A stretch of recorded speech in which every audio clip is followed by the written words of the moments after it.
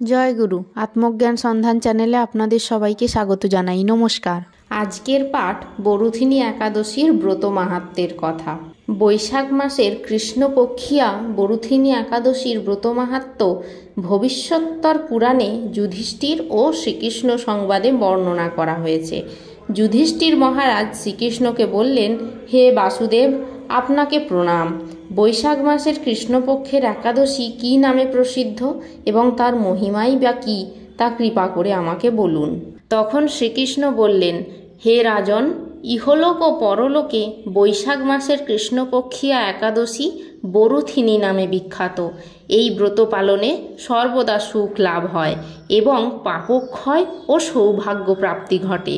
দুর্ভাগা স্ত্রীলোক এই ব্রত পালনে সর্বসৌভাগ্য লাভ করে থাকে। ভক্তি ও মুক্তি প্রদানকারী এই ব্রত সর্বপাপ হরণ এবং গর্ভবাস যন্ত্রণা বিনাশ করে। এই ব্রতের প্রভাবেই মান্ধাতা ও ধুমধুমার আদি রাজারা দিব্যধাম লাভ করেছেন। এমনকি মহাদেব শিবও এই ব্রত পালন করেছিলেন। 10,000 বৎসর তপস্যার ফল কেবলমাত্র এক বরুথিনী ব্রত পালনে লাভ হয়। যে শ্রদ্ধাবান ব্যক্তি এই ব্রত পালন করেন তিনি ইহলোক ও পরলোকে সমস্ত প্রকার বাঞ্ছিত ফল লাভ করেন। হে নৃপশ্রেষ্ঠ, অশ্বদান অপেক্ষা গজদান শ্রেষ্ঠ।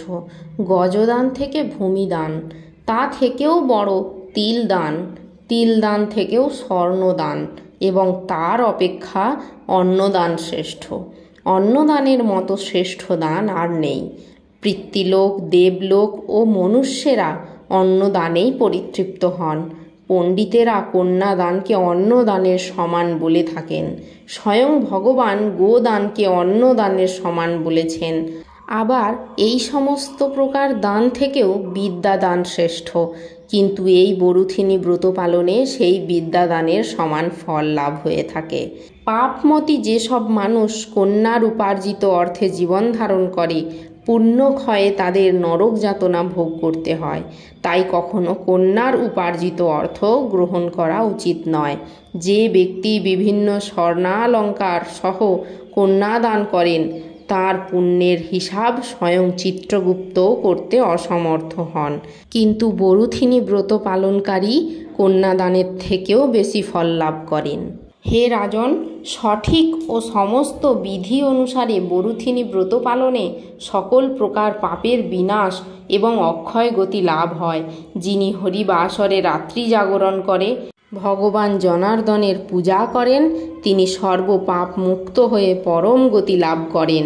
তাই সূর্যপুত্র যমরাজের যাতনা থেকে পরিত্রাণের জন্য পরম যত্নে এই একাদশী ব্রত পালন করা কর্তব্য। বরুথিনী একাদশীর ব্রতকথা শ্রদ্ধা ভরে পাঠ ও শ্রবণ করলে সহস্র গোদানের ফল লাভ হয় এবং সর্বপাপ থেকে মুক্ত হয়ে বিষ্ণু লোকে গতি হয়। স্কন্দ পুরাণে বলা হয়েছে, বৈশাখ মাস ভগবান বিষ্ণুর অত্যন্ত প্রিয় মাস। এই মাসে করা জপ, দান, প্রাতকালীন স্নান ভগবান বিষ্ণুকে অত্যন্ত প্রসন্ন করে। এই মাসে করা যে কোনো আধ্যাত্মিক কার্য মানুষকে অনন্ত গুণ ফল প্রদান করে।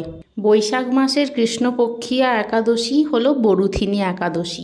এই একাদশী খুবই মাহাত্ম্যপূর্ণ। গর্গ সংহিতায় বলা হয়েছে, একদিন সকলে রাধারানীকে জিজ্ঞাসা করলেন, হে শ্রী রাধা, দেবতাদেরও দুর্লভ নন্দের নন্দন শ্রীকৃষ্ণ আপনার বশে থাকেন কিভাবে? হে শ্রী রাধা, দয়া করে আমাদের সেই পন্থাটি বলুন যাতে করে আমরাও ভগবান শ্রীকৃষ্ণকে লাভ করতে পারি। শ্রী রাধা তখন বললেন, নারায়ণ অবতার শ্রীকৃষ্ণকে পাওয়ার জন্য আমি একাদশী ব্রত পালন করি। আপনারাও সকলে একাদশী ব্রত অবশ্যই পালন করুন, শ্রীকৃষ্ণ আপনাদেরও ধরা দেবে। ভগবানের ওপর ভক্তি ও আত্মবিশ্বাস সর্বোপরি ধন। সেই ধন ভগবানের কাছেও নেই, আছে একমাত্র ভক্তের কাছে। তাই ভগবানের প্রতি শুদ্ধ ভক্তি একমাত্র ভক্তরাই আমাদের শেখাতে পারেন।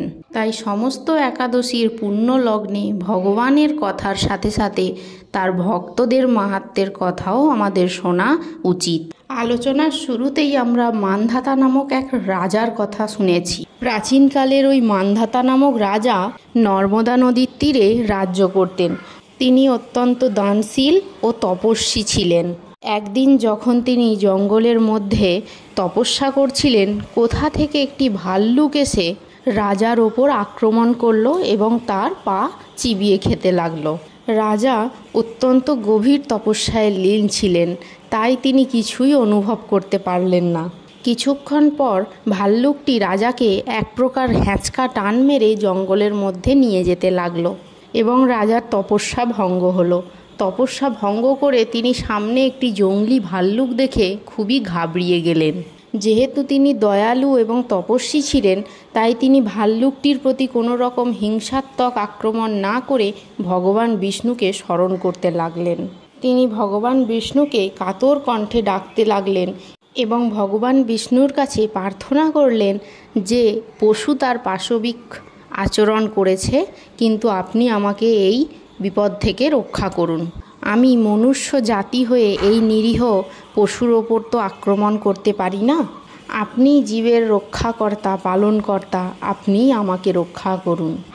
এমন করুণাভাবে ডাকার কারণে ভগবান বিষ্ণু আবির্ভূত হলেন এবং নিজের চক্র দিয়ে ভাল্লুককে হত্যা করলেন। কিন্তু ভাল্লুক যে রাজাকে আক্রমণ করে পা চিবিয়ে খেয়েছিল, তা দেখে রাজা খুবই শোকাকুল হলেন।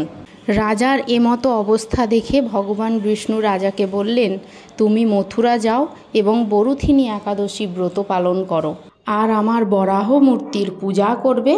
তার প্রভাবে তুমি তোমার সুদৃঢ় অঙ্গ আবার ফিরে পাবে।